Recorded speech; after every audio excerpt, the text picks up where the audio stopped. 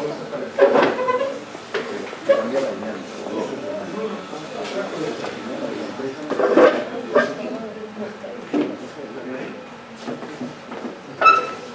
gracias por estar aquí. Gracias una vez más por la invitación. Estoy muy feliz, me gusta mucho este tipo de descubierta para mí de descubrir esta escuela, de visitar Lima, conocer los trabajos. Es una experiencia muy interesante. Lo que voy a presentar hoy aquí es un poco de lo que me interesa o que me ha interesado en los últimos años en una ciudad como Río de Janeiro, que volví a habitar después de un largo periodo en Europa. Es una ciudad cuando llegué, cuando volví en 2002, 15 años atrás, estaba como estacionada, ¿no? el tiempo, sin muchas realizaciones contemporáneas. Entonces es un poco un contexto distinto de lo que pasa hoy. Más que me animó un grupo en torno de una manera de aproximar la ciudad, de una ciudad casi sin arquitectura, entendiendo arquitectura contemporánea de una matriz diferente de las que pueblan la ciudad moderna conocida. Entonces, para empezar eso, voy a comenzar hablando muy rápidamente de experiencia en Francia,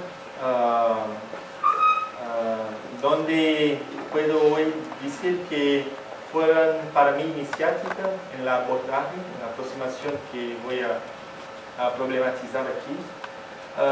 Esto es la oficina de Paul Chemetov en París, donde trabajé unos años. Estas son las escalas de proyecto que estas oficinas en París, en el tiempo de gobierno de François Mitterrand, estaban haciendo, ¿no? Había mucha energía, mucha esperanza, mucha producción de arquitectura, muchos concursos. Era una época efervescente con las escuelas, trabajando también en estas, casi podríamos decir, utilizamos este termo, este concepto de urbatectura, ¿no? Arquitectura de una escala urbana capaz de articular no solamente el lote urbano, el terreno privado, mas espacios públicos de áreas que en París estaban todavía degradadas en los 80. Entonces también una situación bastante distinta de la que existe hoy. Otros arquitectos con los cuales trabajé aquí en Nantes cuando hacía mi doctoramiento, son tipos de intervención en la ciudad donde las escalas y los tratamientos de la arquitectura contemporánea intentan al mismo tiempo dialogar con los contextos históricos de los cascos históricos, más también superarlo en una especie de tal vez alta cultura de la piel, de los gestos de los espacios públicos minimales, que intentan también abrir posibilidades de uso distintos, tal vez un diseño de materiales muy sofisticados, muy elaborados, mas con mucha simplicidad al nivel del diseño, mucha continuidad del espacio horizontal justo desde los pisos, etc. Aquí fue una experiencia muy interesante, también no tengo fotografías buenas para mostrar, era esta idea. Estos fueron arquitectos que colaboraron directamente con Jean Nouvel. Tenían algo de esta especie de minimalismo subversivo, donde asfalto, se dice, asfalto de un estacionamiento era conservado justamente por ser una superficie capaz de acoger cosas muy diferentes, ¿no? Y no condicionar el espacio a un solo uso, más a muchas posibilidades. Entonces, era esta, me recuerdo la selección que hacíamos de sistema de iluminación de pistas de aeropuertos, ¿no? Era como subvertir los materiales convencionales, utilizar o deslocar materiales, componentes de otras áreas, del área industrial, del área naval, aeroportuaria, para tratar el espacio urbano de una manera un poco distinta de lo no convencional. Mas siempre no convencional, no para ser no convencional, mas para abrir la oportunidad. Y cuando volví a Río, esto es el gran hall de mi escuela en Río, un edificio modernista de los 50 que fue premiado con una obra importante en Brasil. Y que se presenta como una especie de paso también, de alguna forma, que tiene esta cualidad del espacio de soporte, ¿no? de infraestructura, porque no está definido con mucha precisión, y a pesar de un trazo un poco funcionalista en la compartimentación programática del edificio, hay como en su uso actual una gran subversión de lo que estaba previsto, en un edificio muy genérico que trabaja con repetición de espacios muy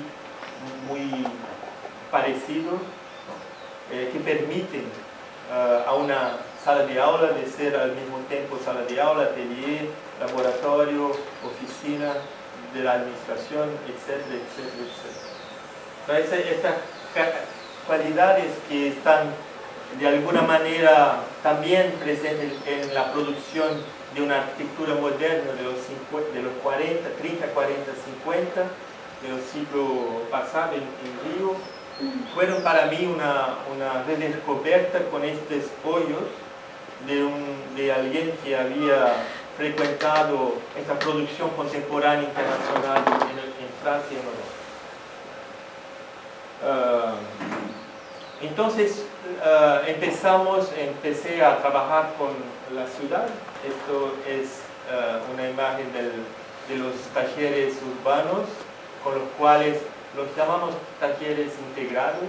Integran varios profesores de distintas áreas para trabajar con la ciudad existente, la más densa, la más central, también la periferia, más las que ponen problemas muy intensos. Entonces empezamos, aquí es una porción del centro de la ciudad de Río, con las torres verticales, un centro muy, podría decir, manhattanizado en el sentido de los edificios de oficina, ¿no? Que se cierran al final del día de trabajo, en el centro que se transforma en un centro fantasma, ¿no? No hay casi ninguém que vive ahí. Es un business district, un centro de negocio. Entonces comenzamos esto me ayudó mucho a mirar, a construir una mirada direccionada a estos edificios, a esta especie de lesiones de una ciudad que cualificamos de apretada, ¿no? De exprimida entre montaña y mar. Estos son solo imágenes de una oficina que construimos, que se llama Lab, de una estructura un poco más amplia, que se inspira mucho de una experiencia mexicana que conocemos en la UNAM, de talleres profesionales que funcionan en la universidad y que hacen proyectos externos. Entonces, esta es una típica sala, es un típico atelier de aula, atelier taller de proyecto, ¿no? Como puedes ver, es un volumen muy genérico, ¿no? Que puede, entonces estamos redividiendo, creando un poco como Luzcán, un espacio que sirve a un espacio mayor, donde hay una mayor restricción de acceso, con una sala separada con los armarios. Esto es el espacio de producción, entonces, para los estudiantes, para producir los proyectos, mucho para la universidad misma, porque vivimos una década, al menos, de muchas inversiones del gobierno federal en Brasil para ampliar la capacidad de las universidades públicas, ¿no? Para hacerlas más democráticas, más acogedoras de otros estratos sociales, no solamente de una pequeña porción de la población. Entonces había una necesidad y una demanda por más espacios de estudio, de aula, de investigación, etc. Entonces esto fue también un desafío para nosotros de entender. Estuve muy interesado a escuchar a Antonio hablar de este momento en que aquí mismo se buscaba producir una infraestructura universitaria de bajo costo, ¿no? Muy económica en sus medios, que podría ser genérica, capaz de ofrecer lo necesario. Entonces, es como una reflexión también sobre lo genérico. Nosotros tenemos un campus universitario muy modernista, ¿no? Diseñado no solamente en la Facultad de Arquitectura, mas muchos otros edificios son planeados como estos edificios modernistas de grandes fitas, ¿no? De grandes bandas con repetición muy modular, etc. Entonces, un poco cómo capturar ese concepto y lo integrar un poco a este contexto de la universidad. ¿No? Estas son imágenes de proyectos, algunos fueron realizados. Esto es mi trabajo un poco en el posgrado, todo eso para explicar un poco el contexto de los problemas, de las cuestiones que voy a hablar. Entonces es una articulación también entre teoría y proyecto que me interesaba, un grupo que viene produciendo estos libros con textos de autores brasileños sobre teoría de arquitectura, entendiendo que hay una producción nacional, local, que era importante poder difundir. Estos diálogos, literalmente aquí diálogos con teorías contemporáneas, internacionales, aquí un debate y una traducción de debates como Eisenman con Cubas, y finalmente un libro que producimos después de 3 años de investigación, 2 años de investigación y 1 año entero de producción del libro. Esto fue presentado en la Bienal de São Paulo, de Rosario también, que circula un poco, y sobre esto que voy a hablar hoy. Entonces, esta investigación empezó con esta constatación son tres elementos como un tripié, ¿no? Trípode. La primera cuestión es esta ciudad muy específica, ¿no? Que es Río de Janeiro, una ciudad un poco donde la naturaleza o el paisaje natural casi que es el monumento, ¿no? La ciudad está casi escondida, ¿no? Está casi invisible, ¿no? Comparativamente al monumento natural. Entonces, como este dibujo de Le Corbusier, la arquitectura en Río es más una especie de coadyuvante, ¿no? De dispositivo para de donde se mira la paisaje y no tanto la cosa que miramos. ¿Es claro? Es como solamente el frame, ¿no? El encuadramiento de lo que es lo más importante es la vista que se tiene de su ventana y no su ventana, y no su fachada, no me interesa.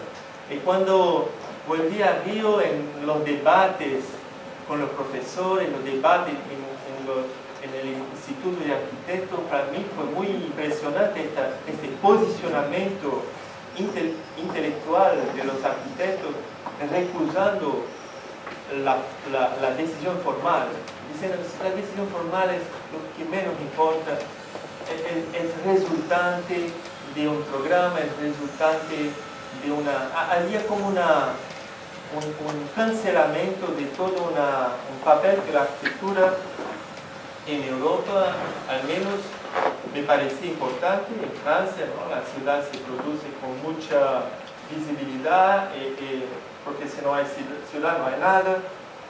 Es una condición muy diferente. Aquí, ¿no? La arquitectura son volúmenes prismáticos, ¿no? Solamente con las ventanas para se mirar de donde se mira, ¿no? Lo que se pasa afuera. Entonces, estos dibujos de Le Corbusier me ayudaron también a explicar este tipo de mentalidad. La segunda pierna, ¿no? De este report es en Río, al menos en Río, no puedo hablar como esto de Brasil, en Río hay como un saudosismo, ¿no? Hay como una nostalgia de esta producción fantástica de arquitectura modernas que hicieron de la Escuela de Río un lugar conocido e importante en el universo de la arquitectura internacional, ¿no? Fue muy publicada, muy mediatizada internacionalmente. Entonces hay como una captura de las cabezas que dicen no es posible hacer mejor, ¿no? Esto fue lo que hicimos de mejor, es lo que es posible hacer dentro de esta relación casi simbiótica con el paisaje. Entonces es lo que tenemos como principal referencia válida, ¿no? Para proyectar. El problema es que cuando está como profesor en una sala de aula con jóvenes, ¿no? Para ellos esto todo parece otra historia, ¿no? ¿Cómo hacer con que todo este código, toda esta producción possa de alguna forma se actualizar, ¿no? Estar presente y tener sentido, ¿no? Tener sentido no solamente con memoria, como lesiones del pasado, más que haga sentido en el presente. Y la tercera perna, no menos importante, muy importante, muy central, pienso que aquí en Lima hay también eso, es toda una gran parte de la ciudad que autoconstruye. No hay arquitectos que trabajan. Es una proporción importante. Esto es una especie de crisis también para los que proyectan, ¿no? Porque si todo el mundo está proyectando su propia casa o edificio, ¿qué sentido hace que hago estudios y que tengo el título de alguien que parece un poco redundante, ¿no? Con la persona que está construyendo su propia casa? Entonces el arquitecto también sufre en Río de esta crisis, de su papel social, de su papel en la sociedad, considerando ahí también que muchos trabajan para casas luxuosas, para los que tienen dinero, más es una cuestión, ¿no? Cuando no solamente las favelas están autoconstruidas, sino la ciudad misma está un poco entonces había para mí en aquel momento esta comparación que es un poco injusta, mas existe, ¿no? Roberto Segre probablemente conocen, es un crítico sudamericano y se esforzó mucho esto es de los 2002, 2003, pequeño guía de arquitectura contemporánea en Río. De 85 a 2005 consigue con muy esfuerzo coleccionar, definir una colección de 40 proyectos. En estos proyectos se puede ver en la capa, ¿no? del guía que hay muchos edificios muy banales, muy oficinas de escritores que están allá porque son nombres de arquitectos que producen muchos metros cuadrados o porque el edificio es caro, porque hay una PEL que es sofisticada, porque es ISO, esto, LEED, etc. Entonces hay como un malaise, ¿no? Los franceses hablan de, no sé cómo malestar. Malestar, sí. Sí, ¿qué estamos produciendo? ¿Cómo vamos a hablar de una producción contemporánea a nuestros estudiantes? De qué estamos haciendo? Entonces, comparativamente, el Guía del Hombre, que está, pienso yo, en Internet, en la mitad del tiempo, ¿no? Mucho más también producción. Mucha de la producción de Londres también edificios de oficina, no todos interesantes. Entonces tuvimos esta tsunami, ¿no? De la ciudad olímpica que llegó en pleno contexto, ¿no? Estoy describiendo un contexto a ustedes, ¿no? de crisis existencial del arquitecto en Río, de las escuelas, del pasado nostálgico, de la producción moderna. Todo esto va a ser atropellado por ese rolo compresor de la producción mercadológica, del marketing urbano pesadísimo de la ciudad de Lima. Entonces vamos a ver llegar como de paracaídas, ¿no? Paracaídas, así, nombres, asignaturas, proyectos que van a se encomendar, muchas veces sin concursos, sin debate, dentro de una agenda un poco blindada, un poco cerrada, donde no se puede criticar mucho porque no hay foro, no hay posibilidad. El alcalde está como un maestro de obra, ¿no? Que encomienda cosas, que sabe lo que hay que hacer, ¿no? Y paralelamente a eso hay un último problema también, es que nosotros en Río, pienso que es un poco aquí, un poco el caso también, somos todos localmente consumidores de una arquitectura mediatizada, ¿no?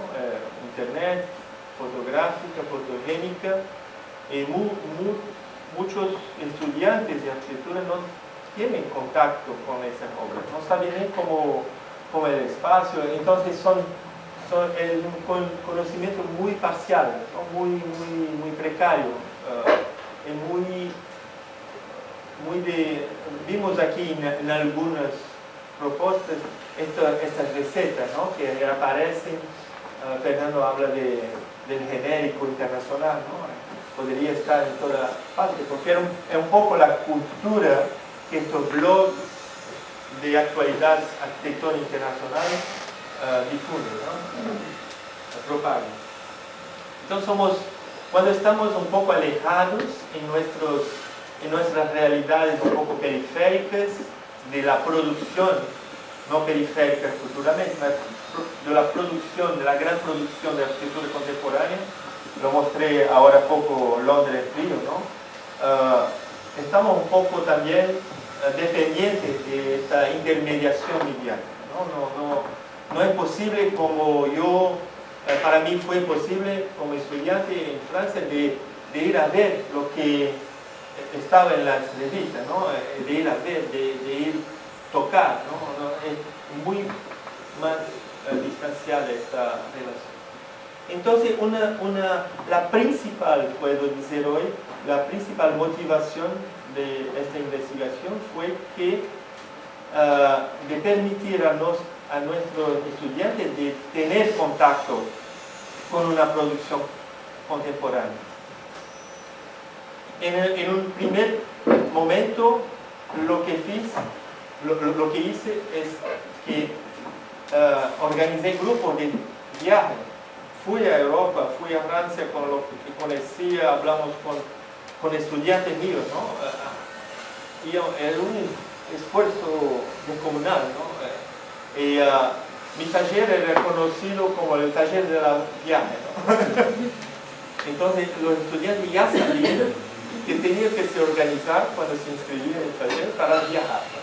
Entonces había todos esos workshops internacionales para que los estudiantes pudieran tener contacto directo con la producción. Mas esto es muy limitado, ¿no? Es muy limitado también por las mismas razones que estábamos hablando aquí durante las críticas, los comentarios de los trabajos de final de carrera, en que una cosa, muy bien, ¿no? Podemos tener contacto, podemos aprender con la producción contemporánea europea, etc. Mas nuestros contextos son totalmente distintos, ¿no? Hay muchas diferencias. Hay diferencias sociales, hay modos de vida diferentes, hay climas diferentes, todo, ¿no? No que estoy defendiendo regionalismo, mas cómo entonces operar, en qué producción mirar localmente. Es un problema. La ciudad, como decía el colega, es un desastre. Porque hay una parte del desastre, ¿no? Colegas míos tienen, por ejemplo, una belleza de este desastre. Hay una generación en mi escuela muy postmoderna que busca en la favela, en la autoconstrucción, una belleza y lesiones, ¿no? Para aprender. Pero eso también es limitado porque es muy precario. Hay que traducir mucho, ¿no? Hay que interpretar mucho.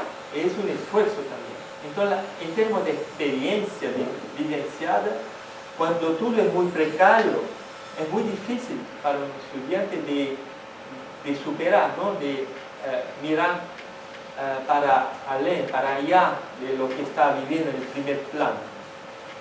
Muchos de los estudiantes viven esta precariedad cotidianamente, pero es un problema porque es como una referencia casi negativa, porque hay un preconcepto, un choque de cultura, ¿no? Entre la academia y la realidad física, social, construida, precaria. Entonces, lo que empezamos a buscar es muy influenciado por este tipo de libros, ¿no? Algunos, como Learning from Las Vegas, fueron muy subversivos en sus épocas, ¿no? De establecer una posibilidad de que algo que sea totalmente afuera de la cultura considerada correcta de la arquitectura pudiera ser considerada. La producción pop, la producción espontánea, los fenómenos sociales. Idem para Delirious New York, ¿no?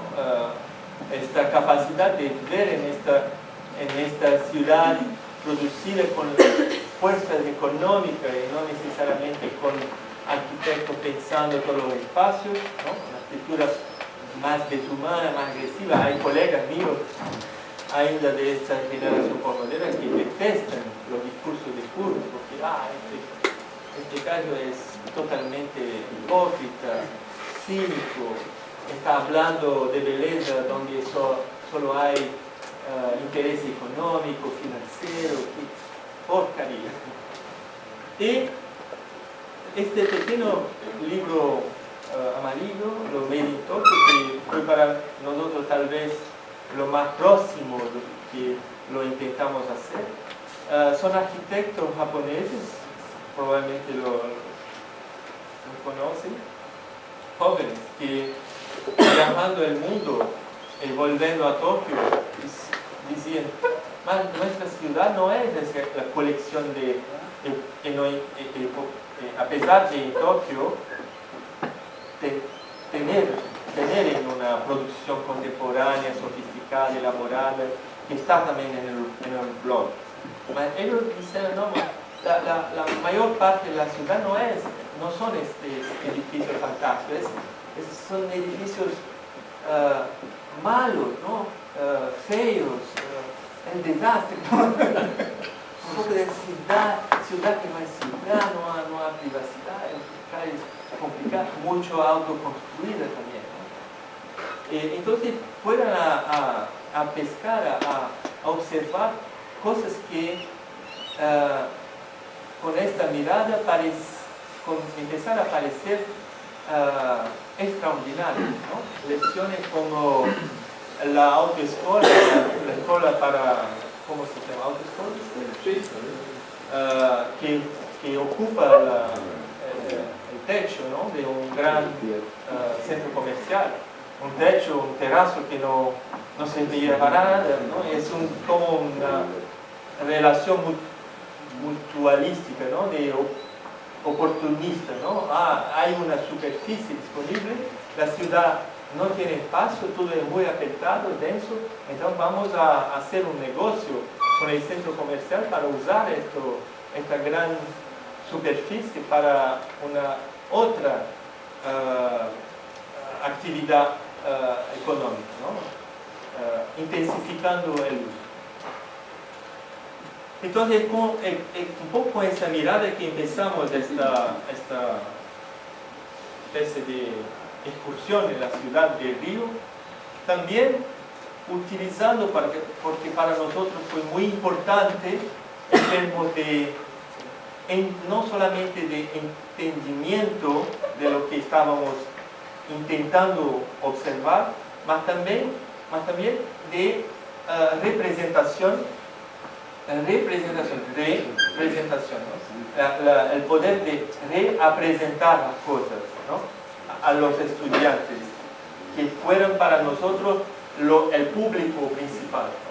Cómo representar un edificio que en su aspecto global es precario, feo, un poco interesante, más que es fantástico, fabuloso en términos de lecciones de composición programática del espacio, de proyecto, ¿no? De estructura profunda, como decía Fernando. Entonces los diagramas principalmente las axonométricas explodidas que estaban están todavía, ¿no? Estaban siendo utilizadas muchas veces por arquitectos japoneses para conservar esos espacios para que pudieran superar los vicios de imagen, de estética externa muy cargada en la cultura occidental, ¿no? Y cómo superar eso, cómo las generaciones intermediarias, como el caso de James Stirling, ¿no? También muestra esta búsqueda de otros modos de representación gráfica que consiguen suspender o cancelar temporariamente los estilos y las estéticas momentáneas para poder explorar, investigar sobre el espacio, sobre la escritura de la escritura, ¿no? Como la gramática que intenta superar la escrita, ¿no? Entender reglas que pueden servir de lección y que son un poco más permanentes que las escritas individuales de cada autor. Entonces, elegimos una especie de mascote. ¿Mascote se dice en español? Mascote. Es una especie de primero caso, que es como una especie de lanterna, de filtro, ¿no? de lámpara para poder observar otras cosas. Era una especie de piloto, de teste de estos conceptos que estaban navegando en una bibliografía, puedo decir, relativamente amplia del debate contemporáneo. Atravesamos textos muy distintos y había como un ambiente para eso, de conceptos. Entonces, tomamos este edificio garaje, edificio de estacionamiento, ¿no? Que está en sobrepuesto, así, que está en el centro, una de las áreas más centrales del Líbano. Como pueden ver, es muy densa, es un edificio de 14 pisos y 12 pisos, 10 pisos son parquechos, ¿no? son para estacionamiento, ¿no? Edificio para carros. Es uno de los edificios más odiados, detestados por los arquitectos en Río. No lo elegimos por esta razón, pero cuando presentábamos esto en la escuela, en los foros de arquitectos, todo el mundo nos decía, está estudiando esto, es tonto, no sirve para nada, tiene que derrubar este edificio, destruir. Es un poco autobiográfico también, porque cuando era chico, niño, frecuentaba mucho este edificio con mi abuela, porque pasaba las vacaciones de verano en una ciudad que está fuera de Río, y los buses que iban a esta otra ciudad salen de aquí. Entonces, había como un aspecto autobiográfico para mí que me instigaba. Este edificio era muy interesante. Entonces voy a explicar muy rápidamente cómo nosotros explicamos hoy a nuestros estudiantes, ¿no? Para entender las lecciones que están por detrás de lo que es apenas una pared externa. Una cosa que olvidé de decir es que ustedes pueden ver en las fachadas hay como una decoración, ¿no? Hay como, esta decoración fue un concurso para arquitectos para intentar mejorar, ¿no? la apariencia. Tamaña es el odio, ¿no? Entonces empezamos con esta explosión, este levantamiento, y entonces el dibujo de esta axonométrica, y luego representamos los fluxos, ¿no? Porque es un edificio que funciona mucho como los juegos para niños, ¿no? Con los carros que descen y suben, ¿no? Es muy casi como un juego para niños. Y como empezamos a descubrir una serie de cosas que eran invisibles, ¿no? Porque estos fluxos, está todo en inglés, disculpen, porque es una charla que estoy un poco reciclando, mas son fluxos muy diferentes. Nosotros, no sé, aquí aprendemos todos que estos fluxos son incompatibles, ¿no? Carros, buses, peatones, no puede se cruzar, ¿no? Tiene que tener esto en distante, ¿no? Entonces si hay toda Ahora está cambiando poco a poco, mas ainda mucha esta idea dominante de que calles peatonales son lo que hacen mejor, que los carros tienen que salir afuera, que las ciudades son deshumanas, son discursos que están en la comanda de los alcaldes mundo afuera, ¿no? Con Yangel y todas estas personas, ¿no? que venden estas ideas que habitan, que fueron utilizadas por muchos centros históricos en Europa, ¿no? que se transformaron en centros turísticos, ¿no? En Francia dicen que se disneylandificaron, ¿no? Se transformaron en fakes, en falsos, ¿no? En falsas ciudades, donde solo hay turistas, tiendas de lujos, yuppies, ¿no?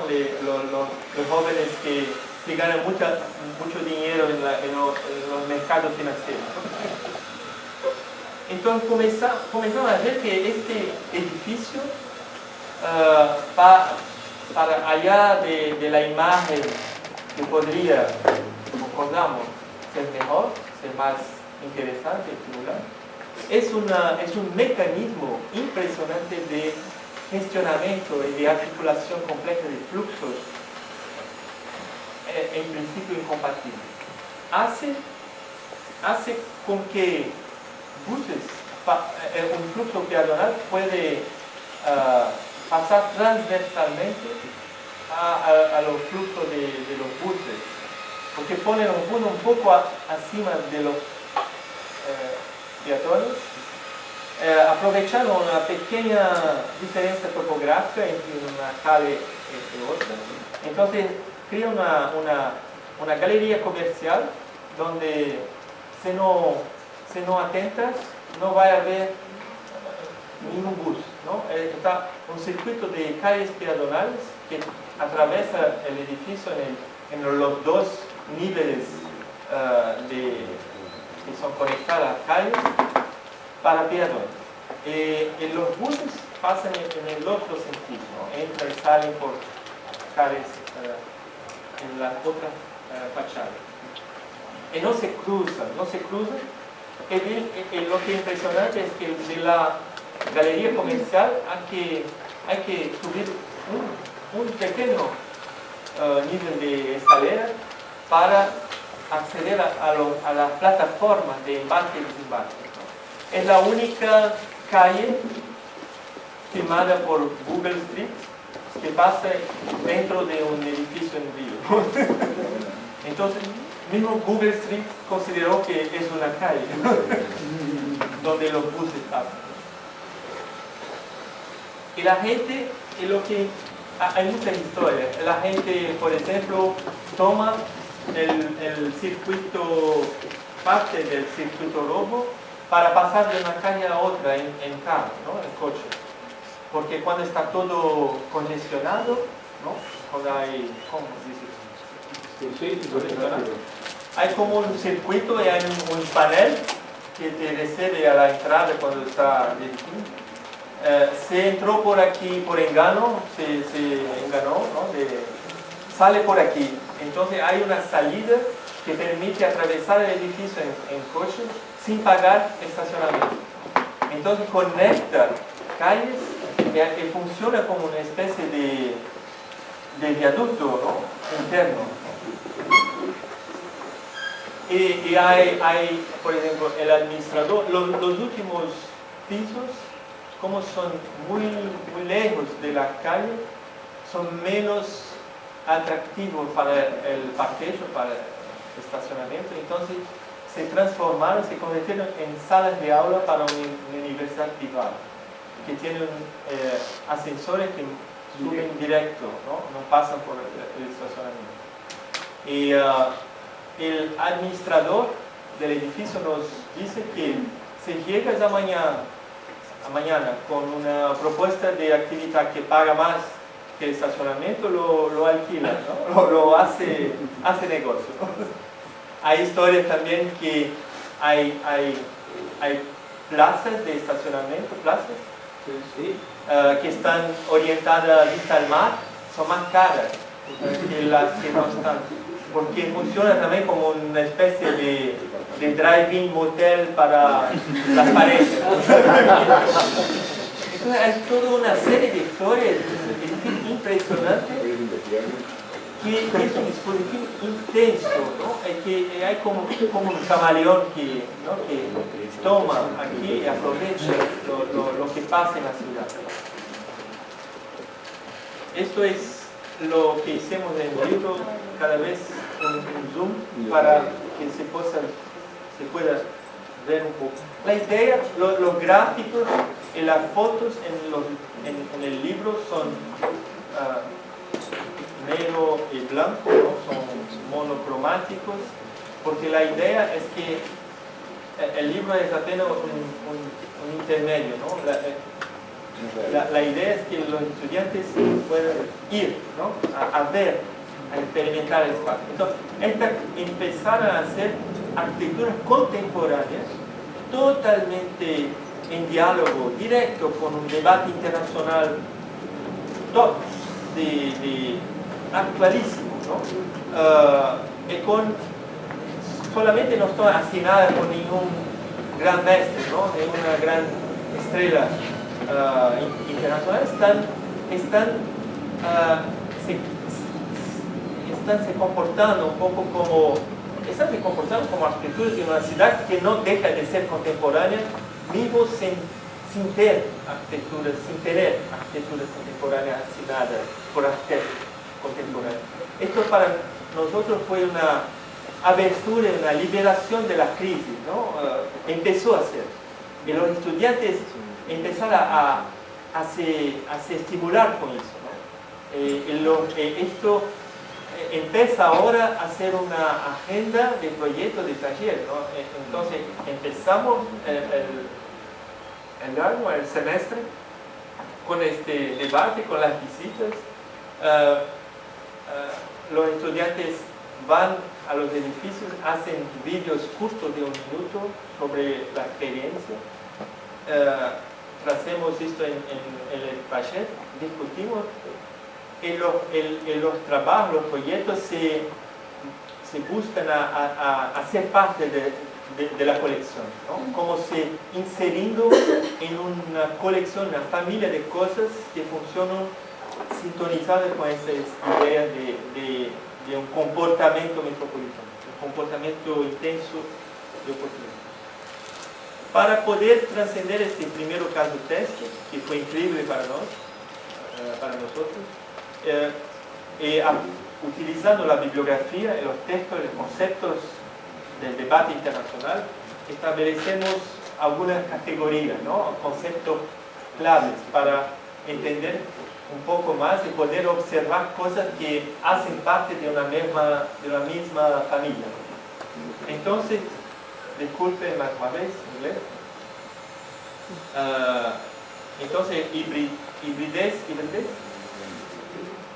programática, la conectividad de fluxos, la artificialidad del sitio, de la ubicación, ¿no? del contexto del proyecto, la abertura estructural, ¿no? como Fernando cuando presentaba algunas de sus obras, ¿no?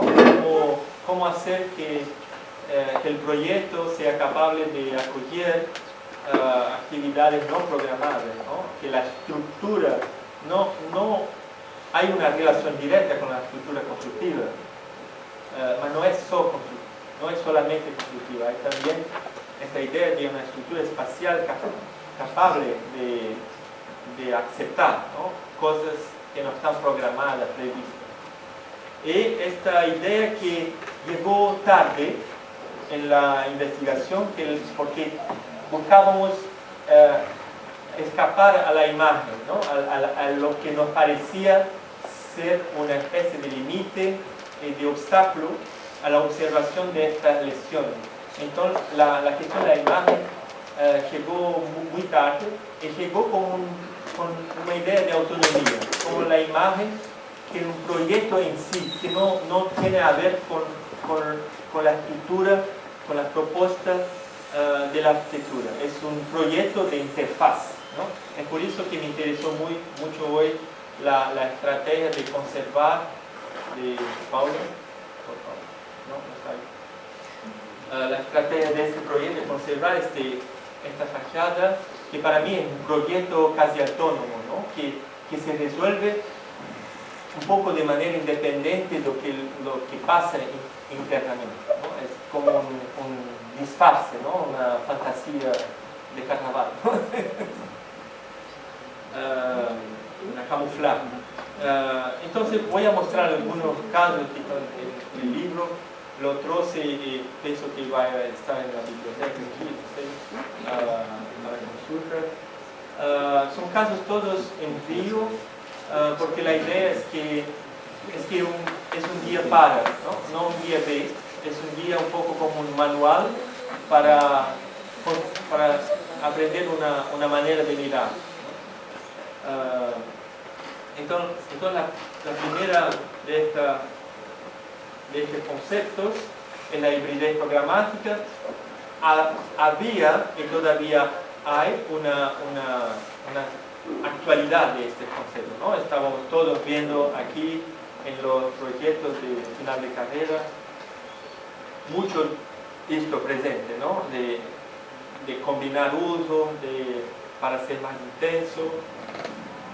Mas lo que buscamos entender es cómo, de qué manera, cuáles son los medios para fabricar este mix, ¿no? Porque no es solo juxtaponer, no es solo colocar todo junto. Hay una serie de condiciones que facilitan o no este convivio, muchas veces conflictual, ¿no? Entre programas distintos. Entonces empezamos a observar este caso que en Río hay muchos edificios híbridos. Está en la ley urbanística que permite habitación con comercio, con otras actividades.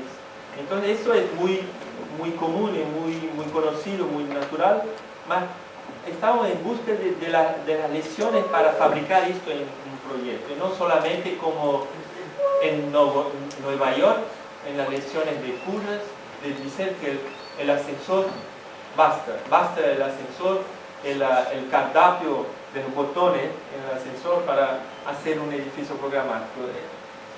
Sabíamos que es más complejo, ¿no? De asociar usos que simplemente los sobreponer. Entonces, estos son algunos casos. Aquí voy a mostrar estos ejemplos. Aquí es un caso increíble. Es una piscina, es un club con una piscina al borde de la playa de Botafogo. Botafogo es donde es uno, diría tal vez, el principal cartón postal, el principal postal de la ciudad, ¿no? Con el pan de azúcar, la bahía, etc. Este edificio está en el postal, ¿no? También aquí los arquitectos lo odian un poco. Dicen, diríamos, es un error de tener esto en este lugar. En este lugar, ¿lo que es este lugar? Es un postal, ¿sí? Hay un paisaje muy fuerte, visualmente muy valorado, ¿no? Turísticamente.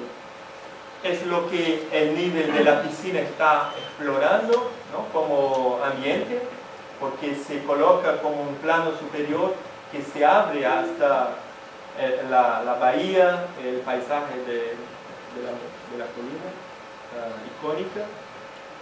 Más lo que poca gente lo sabe, sobre todo la gente que nunca estudia en Río, es que esta playa es muy poluida, ¿no? Porque estamos en la bahía y no en las playas oceánicas como Copacabana o Ipanema. Es una playa que no se usa mucho como playa de baño, porque el agua está muy sucia. Entonces la playa es bordeada por una autopista, ¿no? Se presenta como una avenida, hay múltiples facha para circular, ¿no? Entonces, que puede circular hasta 90 kilómetros por hora. Es como una highway, porque la playa, como no hay tanto atractivo de baño, es como un borde simplemente. Entonces hay un otro ambiente que es el ambiente de la autopista, ¿no? Como aquí también en Lima, ¿no? Tiene una autopista junto al mar, ¿no? Entonces es como un dispositivo que nos pareció muy inteligente, que está mirando con la piscina arriba hasta el paisaje icónico, y que se vuelva la espalda, ¿no? Sí. Y que no está mirando la autopista. Entonces, abajo hay una estación de combustible, ¿no? Que está mucho más pertinente como programa para una autopista, ¿no? Entonces hay como dos películas, ¿no? Dos escenarios, dos narrativas en el mismo proyecto, ¿no? Uno que es la idílica plataforma donde los nadadores están haciendo deporte, y hay las arquibancadas, ¿no? Que están mirando, todo está muy controlado, ¿no? Están mirando el paisaje, los nadadores, esto es a la derecha, ¿no? Y las arquibancadas no están orientadas hasta la autopista, están hasta la bahía. Entonces la piscina y todo este complejo deportivo está suspenso y funciona un poco como un techo para la parte autopista, combustibles abajo. Entonces es no tengo aquí en la sección, es como un gesto muy simple que divide los ambientes y los especializa programáticamente. Es el mismo edificio. Esto es un otro caso, es una vivienda con una galería comercial. Esto es una rampa, es un proyecto de un arquitecto conocido, no excluimos los arquitectos conocidos.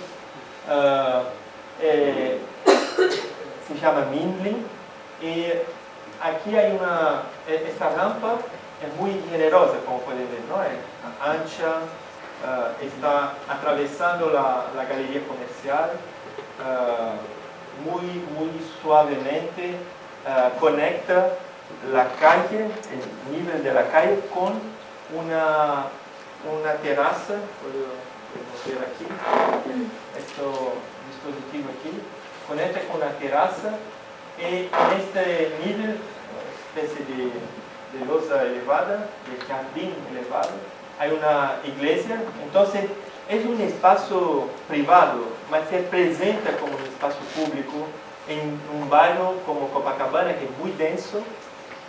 Y lo que es importante a nivel de la hibridez programática es que, diferentemente de muchos otros edificios híbridos, lo que preserva el carácter público de este piso elevado con la iglesia, es por eso que la iglesia está allá, y que la rampa es un dispositivo de acceso generoso para el público, gran público, es que los moradores, sí, que habitan las habitaciones de las grandes citas, ¿no? Que están arriba, no tienen acceso directo, no pueden salir en esta plataforma de acceso público, sino que tienen que descer abajo hasta la calle para subir la rampa como todos nosotros. Entonces para ellos es imposible privatizar este espacio, que está un poco que bloqueado en sus accesos y que está dependiente del flujo público, ¿no? A través de la galería comercial. En muchos edificios de este tipo, lo que se pasa es que ese nivel elevado es transformado por el condominio como una área privada, ¿no? de piscinas, de cuadras deportivas para los moradores, no para los habitantes, no para el público en general. Entonces, es un simple la simple no conexión que permite de preservar un carácter público, entonces de intensificar la complementariedad y la presencia del espacio público en un lote privado. En la no conexión directa con los moradores y la presencia de la rampa ancha, ¿no? Aquí, casi como la continuidad de la calle, ¿no? Ninguén va a pedir documentos, ¿no?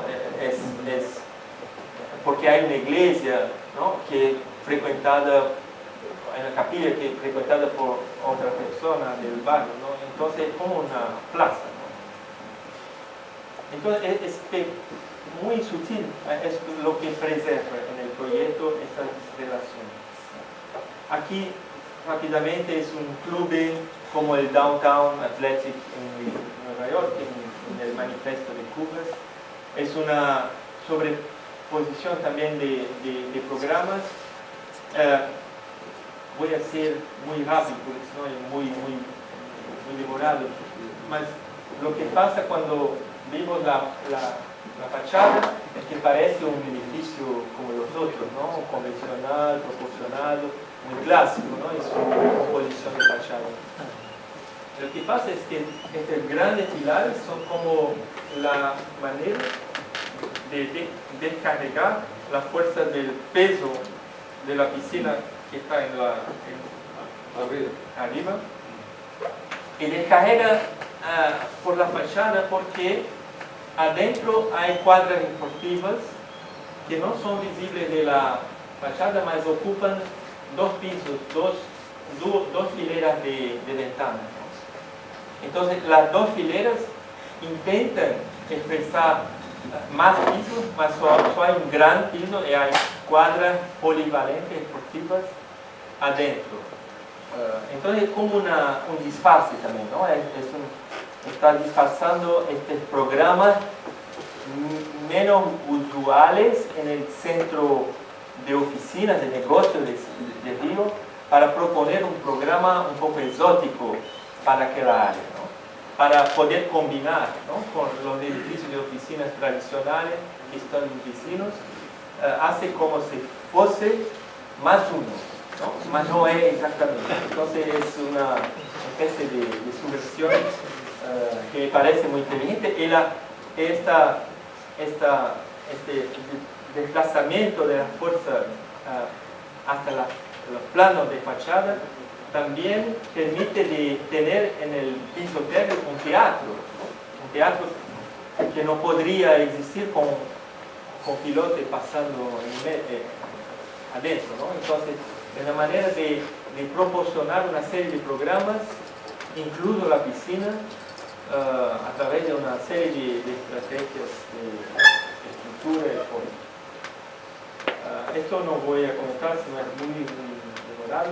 Aquí la segunda característica, que es la conectividad del club, no es Río en la foto, es Brasilia, decimos en Río que es proyectado por arquitectos de Río, Lucio Costa. Entonces es una arquitectura de Río.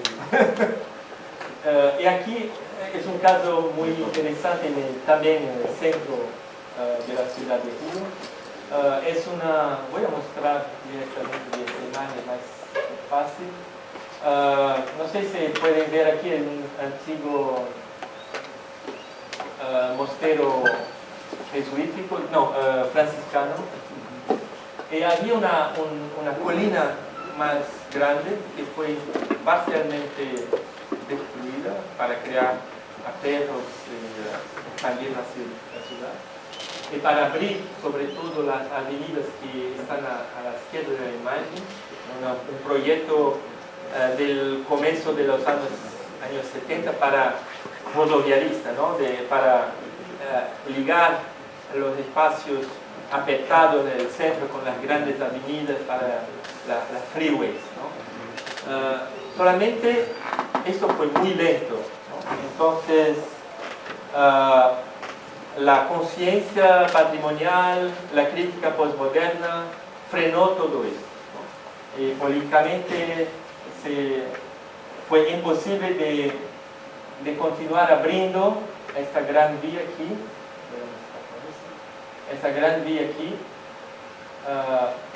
esta aquí, fueron frenadas. ¿Ven?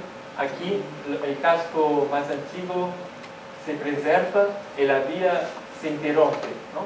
Entonces es como un proyecto abortado, ¿no? En su génesis. Mas la colina había ya sido destruida. Entonces aquí hay la sede del Banco de Desarrollo Nacional que se implanta aquí y que recrea una falsa colina. En la recreación de esa falsa colina es un trabajo de Burle Marx, el paisajista en Brasil, ya murió. Trabajamos junto con arquitectos modernos. Y aquí hay una estación de metro, de subway, abajo. Es un paso muy complejo y multilayer, multicamada. Entonces hay una estación en subterráneo y hay todo ese espacio público que es totalmente artificial, son losas, ¿no? Son todo hormigón, no hay suelo aquí, ¿no?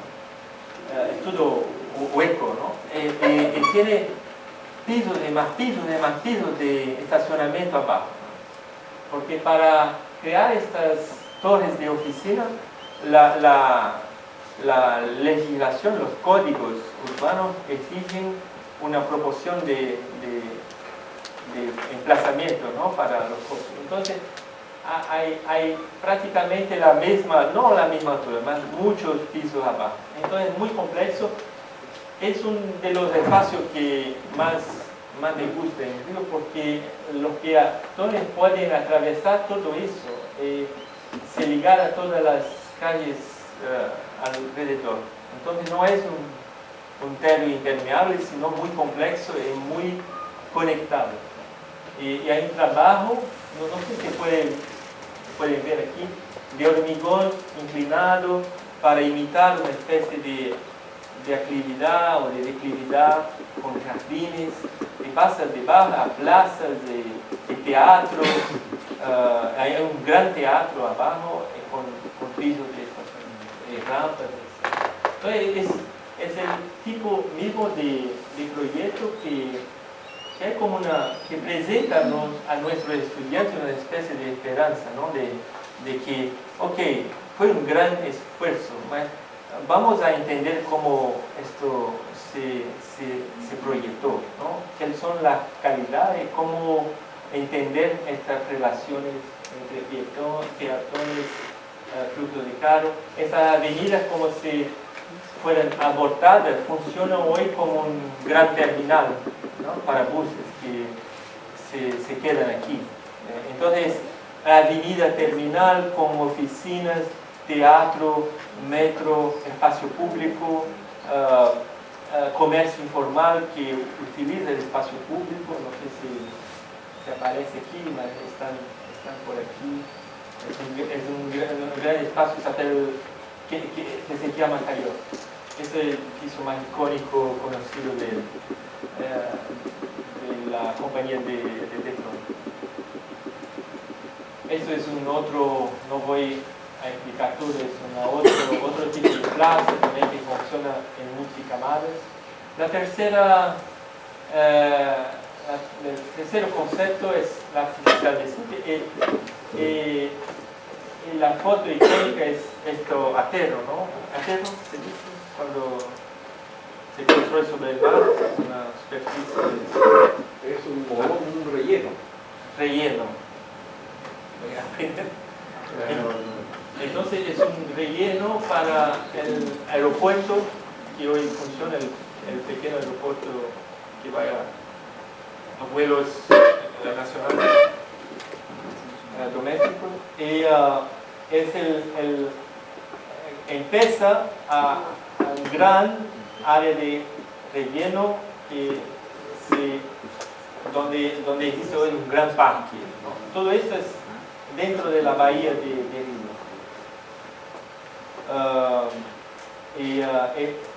casos de lo que llamamos de artificialidad son matrices como este proyecto es una matriz de habitación no exactamente social, son habitaciones, pequeñas casas familiares que componen como una matriz inclinada que es servida por funiculares, ascensores en plano inclinado. Y los corredores, las distribuciones son como pequeñas calles, ¿no? Que distribuyen las calles. Hablamos de artificialidad en este caso porque la matriz reconstituye un poco este terreno de difícil ocupación. Es un proyecto de Sergio Bernardes, es un arquitecto también conocido en Brasil, que intenta captar las lesiones de la favela en las colinas, ¿no? de las habitaciones autoconstruidas, y las proyecta, ¿no? Es una experiencia para eso. Lo que es impresionante en este caso es que cada casa es muy parecida con la otra, mas como están en la colina y como hay desnivel, son muchas veces casas de 2, 3 pisos y algunas excavadas para crear pisos abajo, como sótanos, ¿no? Que iluminan abajo y así. Entonces es como una matriz aparentemente muy nada, ¿no? muy correcta, ¿no? Mas que trabaja toda esta, redefine la topografía, ¿no? Según sus propios intereses. Y aquí es el Hotel Sheraton, que está al borde del mar, en una cornisa, ¿no? Una carretera muy estrecha que sigue en el barranco, en la falesia. Y lo que es muy interesante aquí es que el programa se divide en dos partes muy claras, una especie de placa, de plataforma con grandes bandejas, ¿no? Para estacionamiento cubierto, garajes, cocinas, todo que es la parte programática de un centro de convenciones que no tiene que tener ventanas, ¿no? Son programas muy interiorizados, ¿no? Entonces, como que llenan un volumen que permite de crear una plataforma al nivel de la carretera que crea una especie de espacio más ancho de alguna forma un suelo artificial donde llegan los coches para los buses, ¿no? Para el hotel. Y todo esto hay también una relación interesante con una pequeña playa aquí.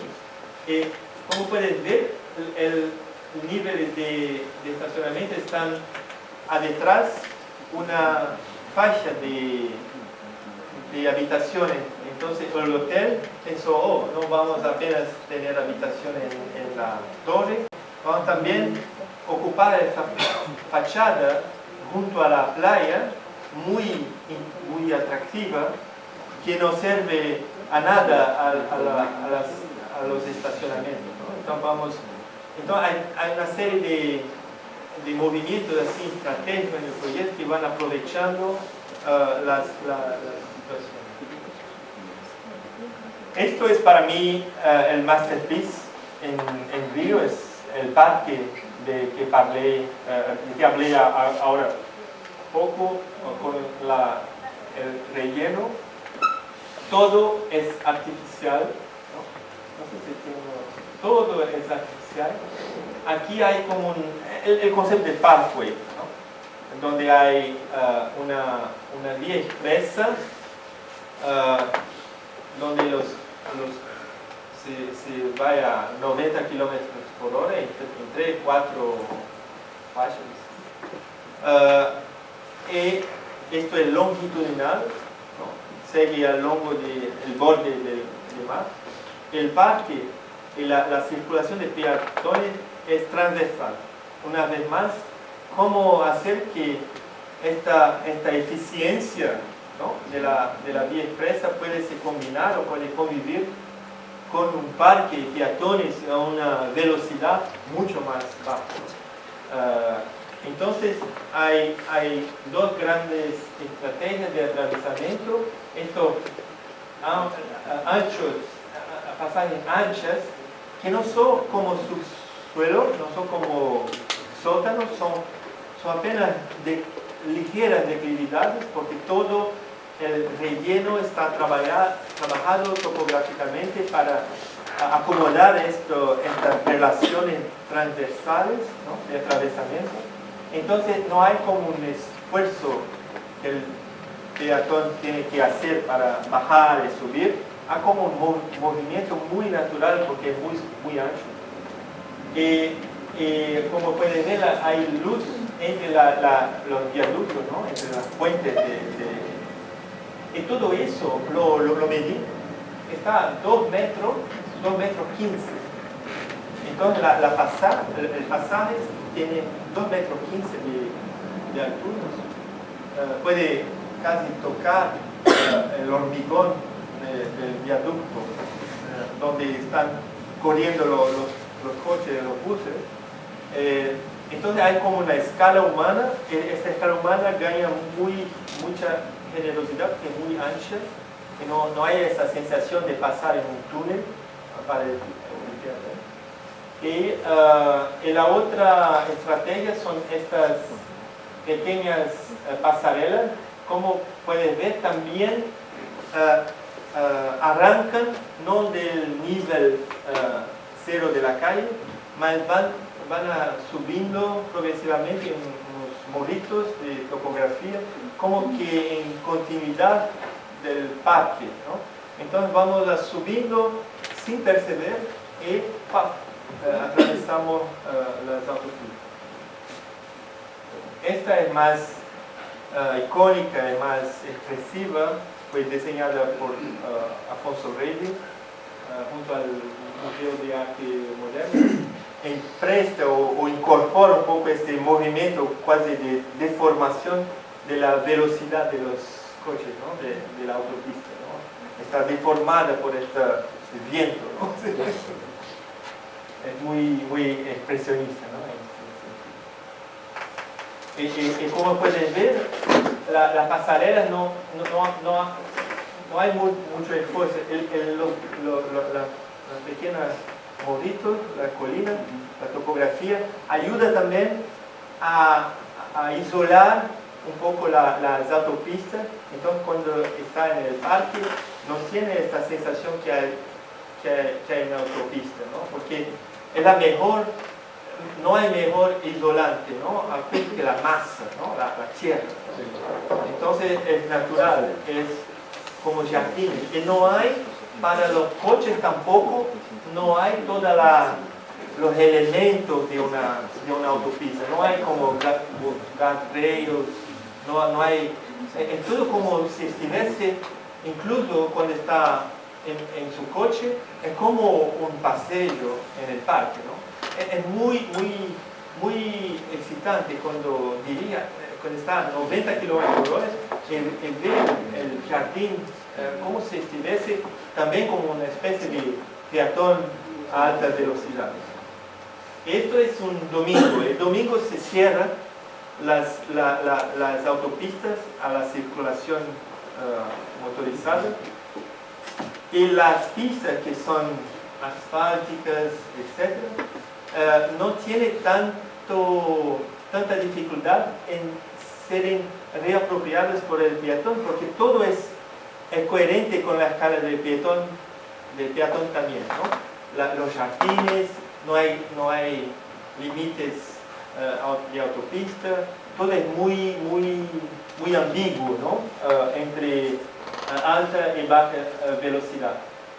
Hasta los guardacorpos, ¿no?, son mucho humanos. Y durante el día normal, aquí pasa a 90 km/h. Es el mismo elemento, ¿no?, que hace el límite. Y nunca ha habido ningún accidente. Porque hay como una relación pedagógica, ¿no? Una estrategia pedagógica de decir, no, usted está a 90 kilómetros, mas no tiene necesidad de ir a 90 kilómetros por hora, que es mucho más interesante de mirar a este ambiente, de disfrutar, ¿no? de esta condición, que de ir de un punto al otro, ¿no? Entonces es una experiencia también diferente para el motorista. El otro concepto es de abertura estructural, que aquí la gran lesión, puedo decir, en la playa de Copacabana, que está aquí representada temáticamente a la izquierda. La playa de Copacabana, como pueden ver en esta imagen, es mucho más ancha que una playa normal. Entonces, no consigue, mismo en un domingo de verano, no consigue se llenar de gente, porque aquí hay como 200 metros, ¿no? Es largo, ¿no? Tiene que atravesar un desierto de arena para llegar al mar. Y aquí es muy caliente. La arena, las arenas son muy calientes. Tiene que ir con alguna cosa al pie, porque si no se quema, ¿no? Entonces el baño de mar, la gente se queda a la mitad, ¿no? Porque esto es el máximo que puede hacer de su posición hasta el baño y volver, ¿no? Si no, es muy... Entonces, la mitad de la playa no sirve al mar, no sirve a la actividad tradicional de una playa. Además está en una área de ciudad muy densa, ¿no? Hay casi 200.000 habitantes en Copacabana. Es una de las mayores densidades en el mundo. Son mucha gente aquí. Y además es una área muy accesible. Hay metros, hay buses. Entonces la gente viene de otras partes también a se bañar. Entonces es una playa que fue ampliada, ¿no? Porque antes las olas invadían los edificios, ¿no? Y entraban en la garaje, ¿no? En los estacionamientos de sótano. Entonces ampliaron esto con una tecnología holandesa, y quisieron venir ingenieros de Holanda para polderizar, ¿no? Para ampliar la cantidad. Entonces tomaron arenas del fondo de la bahía y la ponieron aquí. Todo es artificial. Hay unas películas antiguas con Jean-Paul Belmondo que muestran esto mucho más estrecho. Y todo eso fue ampliado, y aquí es la imagen que mostraba aquí.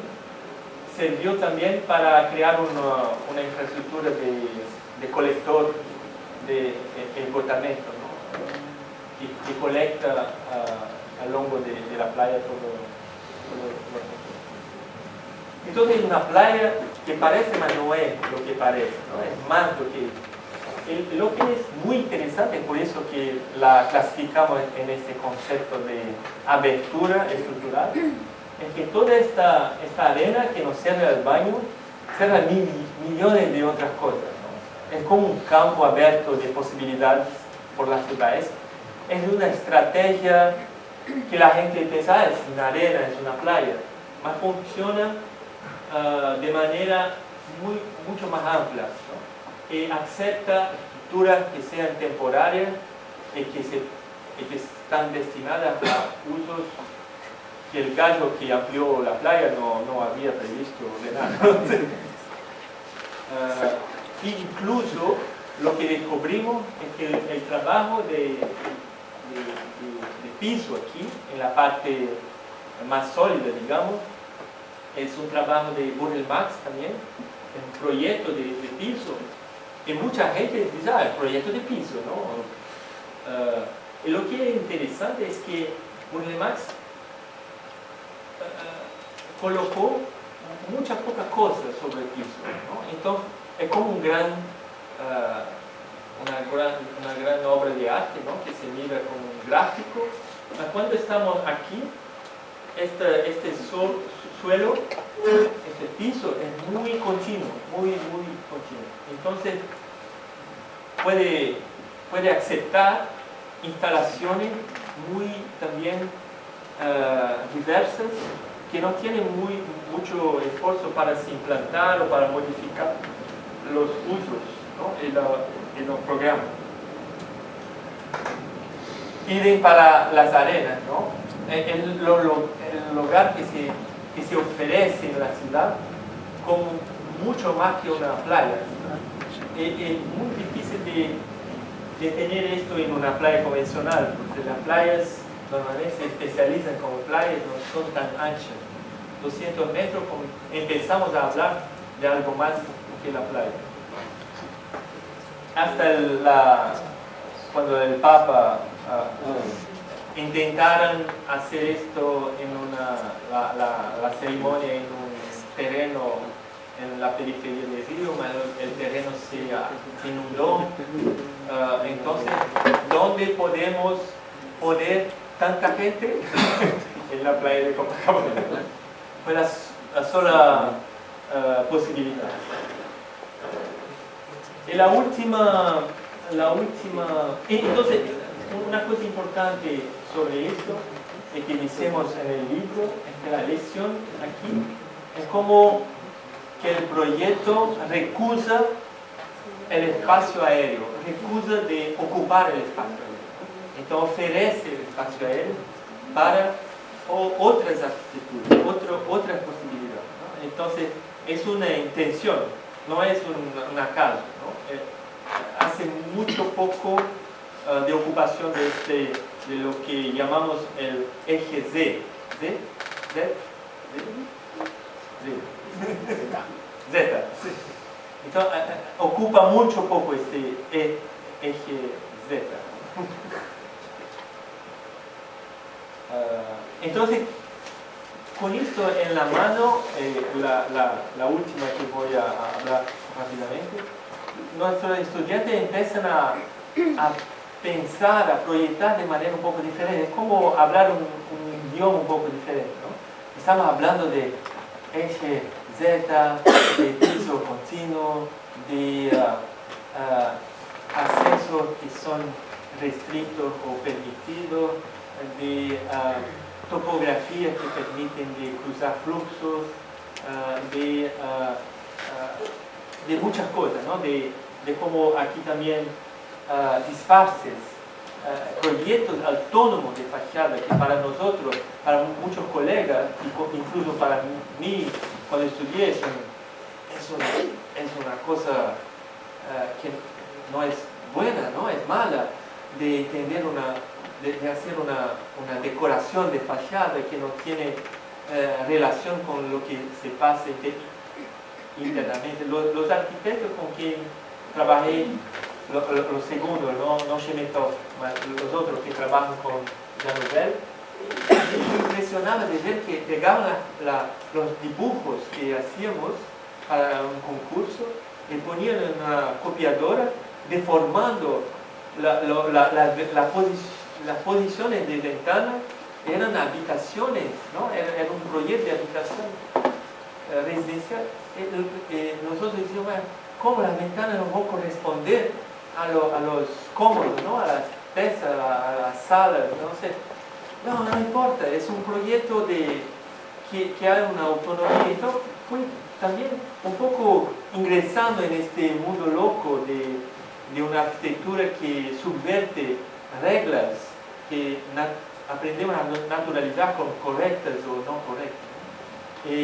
Aquí es un ejemplo de colegas míos que son también profesores. Es un centro comercial en una parte valorizada de Río. Y lo que ve aquí, esto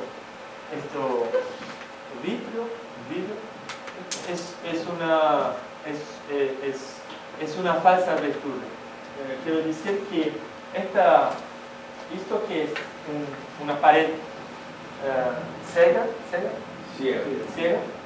continúa aquí. No sé si se consiguen ver. Hay una pared atrás, ¿no?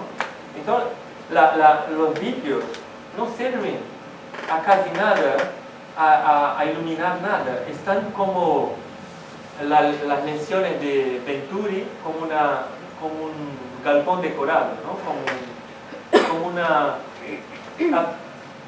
Solamente como una estrategia de interfase para decir a la gente que el paradigma del shopping cerrado está aquí transformando y se quiere representar como algo abierto, transparente, permeable.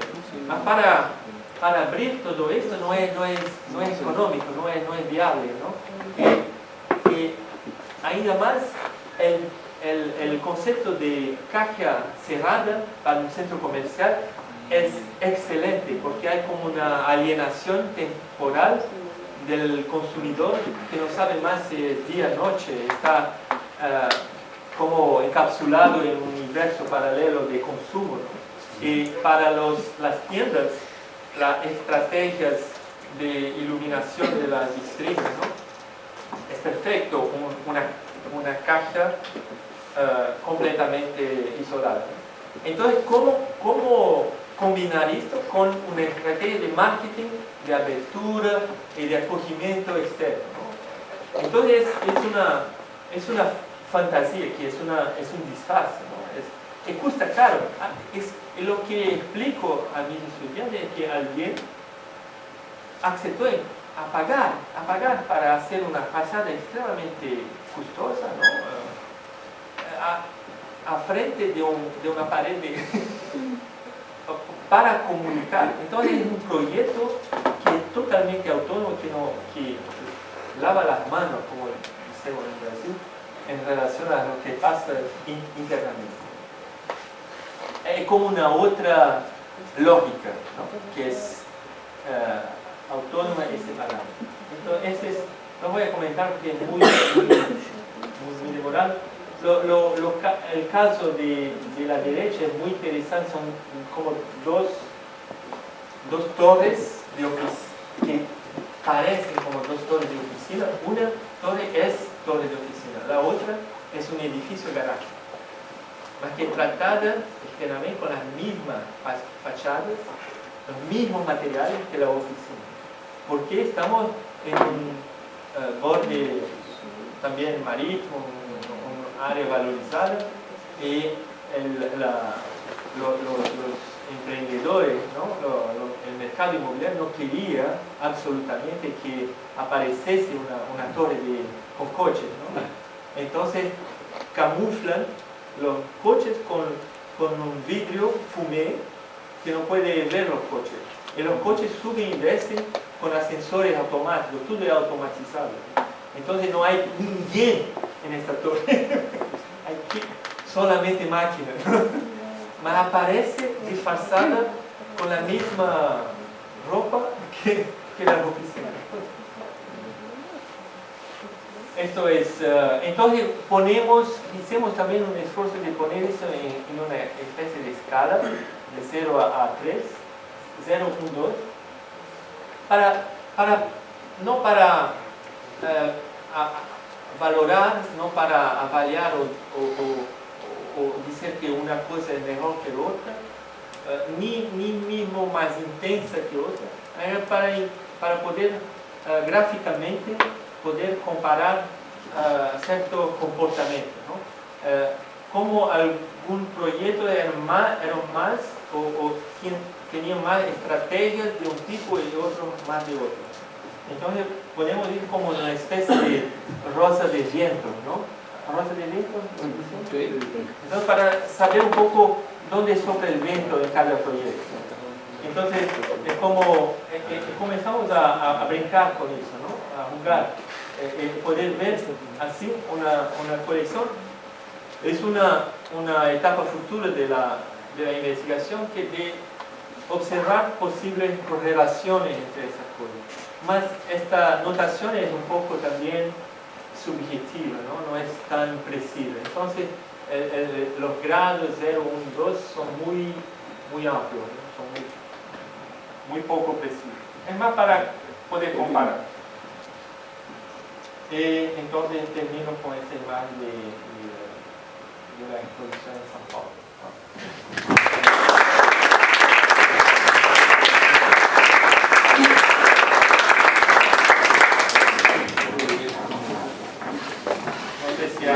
¿Alguna pregunta? Espero para los estudiantes que están aquí, sobre todo los profesores con los cuales hemos convivido estos días en los lugares, sí, en la mañana también, que esta pequeña charla ayuda tal vez a entender algunos de los comentarios. Definitivamente. Porque estoy de alguna forma contaminado con una manera de ver, ¿no? Bueno, muchas gracias. Gracias a todos.